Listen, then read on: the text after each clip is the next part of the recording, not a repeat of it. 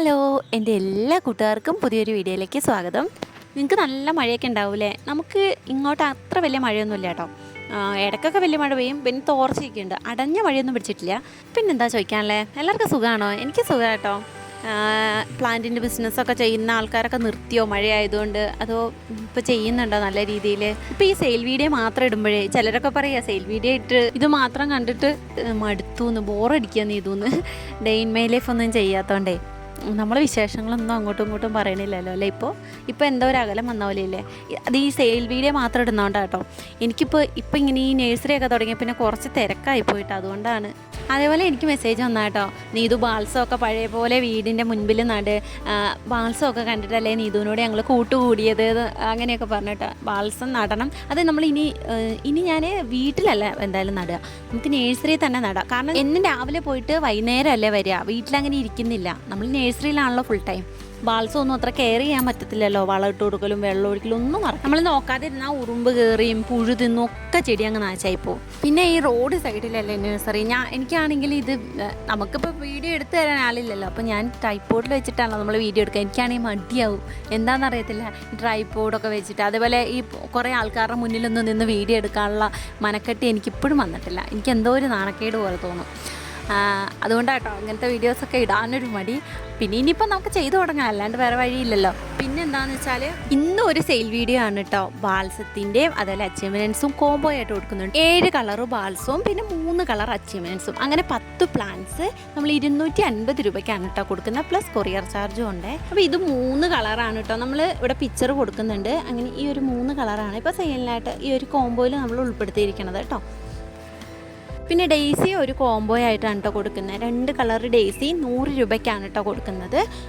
വൈറ്റും ഉണ്ട്, അതേപോലെ ഈ ഒരു കളറും, രണ്ടും കൂടെ നമ്മളൊരു കോംബോ ആയിട്ടാണ് കൊടുക്കുന്നത്. അത്യാവശ്യം പൂക്കളോട് കൂടിയ തൈകളാണ് കേട്ടോ സെയിലിനുള്ളത്.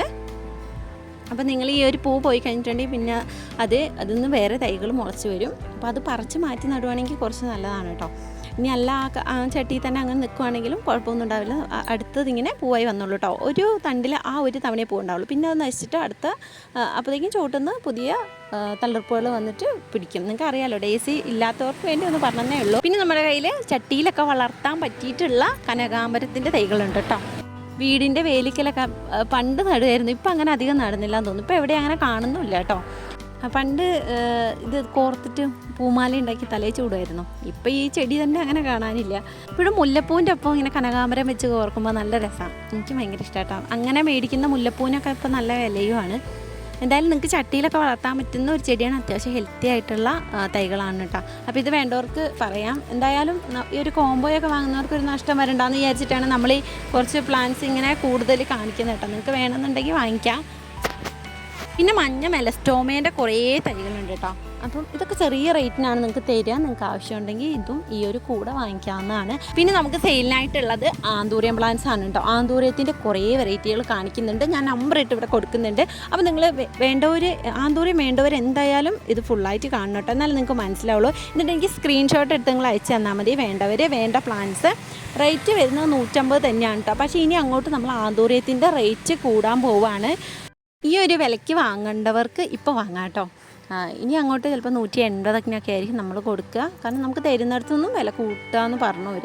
അപ്പോൾ പിന്നെ നമുക്കിനി ആ ഒരു വിലയ്ക്ക് കൊടുക്കാനാവും. ആന്തൂറിയം വാങ്ങിയവർക്കറിയാം, 1 or 2 പൂക്കളെങ്കിലും ആ ഒരു ചെടിയിലുണ്ടാവും. നിങ്ങളെപ്പോലെ തന്നെ പൂവുണ്ടെങ്കിൽ മാത്രമേ എനിക്കും കളർ മനസ്സിലാവുള്ളൂ. ഇല നോക്കിയിട്ടൊന്നും മനസ്സിലാക്കാൻ നമുക്ക് ആർക്കും പറ്റില്ല. അപ്പോൾ ഞാൻ പൂവുള്ള ചെടികൾ മാത്രമേ സെയിൽ ചെയ്യാറുള്ളൂ. പൂവില്ലെങ്കിൽ നമ്മളത് കൊടുക്കാറില്ല കേട്ടോ. എന്നോട് ആന്തൂറിയം വാങ്ങിയവർക്ക് നന്നായിട്ട് അറിയാൻ കഴിയും എത്ര ഹെൽത്തി ആയിട്ടുള്ള പ്ലാന്റ്സ് ആണെന്നുള്ളത്. നമുക്ക് ആന്തൂറിയം അങ്ങനെ എന്താ പറയുക, പെട്ടെന്ന് ഇപ്പോൾ ഒരു 2 ദിവസം വൈകിയാലും നാശമായി പോകുന്ന ചെടിയല്ല. നമ്മളിപ്പോൾ മുംബൈക്കൊക്കെ അയച്ചു കൊടുത്തിട്ടുണ്ട് കേട്ടോ ആന്തൂറിയം. ഞാൻ പൊതുവേ കേരളത്തിൻ്റെ പുറത്തേക്ക് പ്ലാന്റ്സ് സെയിൽ ചെയ്യാത്ത ഒരാളാണ്, എനിക്ക് പേടിയാണ്. പക്ഷേ ആന്തൂറിയം ആകുമ്പം ഞാൻ എന്താ പറയുക എടുക്കാറുണ്ട് കേട്ടോ. ഞാൻ അയക്കാമെന്ന് പറയും. അങ്ങനെ നമ്മൾ മുംബൈക്ക് ആദ്യമായിട്ടാണ് കേട്ടോ അത്രയും ദൂരത്തേക്ക് ഞാൻ പ്ലാന്റ്സ് അയക്കുന്നത്. അവർക്കൊരു ഫംഗ്ഷന് വേണ്ടിയിട്ടായിരുന്നു കേട്ടോ. എന്തായാലും അവർ എയറിൽ അയക്കാൻ പറഞ്ഞു. അപ്പം എയറിലാവുമ്പോൾ കുറച്ച് കൊറിയർ ചാർജ് 250 അടുത്തിട്ട് വരും കേട്ടോ.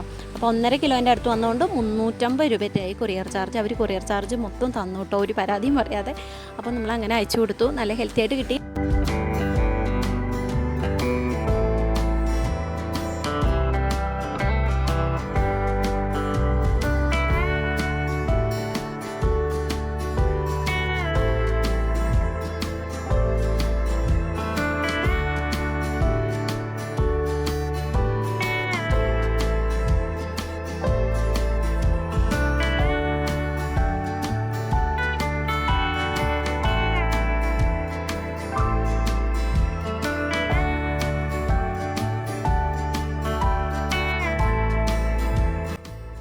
വെറൈറ്റി ഞാൻ നമ്പർ ഇട്ട് കൊടുത്തിട്ടുണ്ട്. ഒന്നിൽ നിങ്ങൾക്ക് നമ്പർ പറയാം, അതുമല്ലെങ്കിൽ സ്ക്രീൻഷോട്ട് അയക്കാം കേട്ടോ.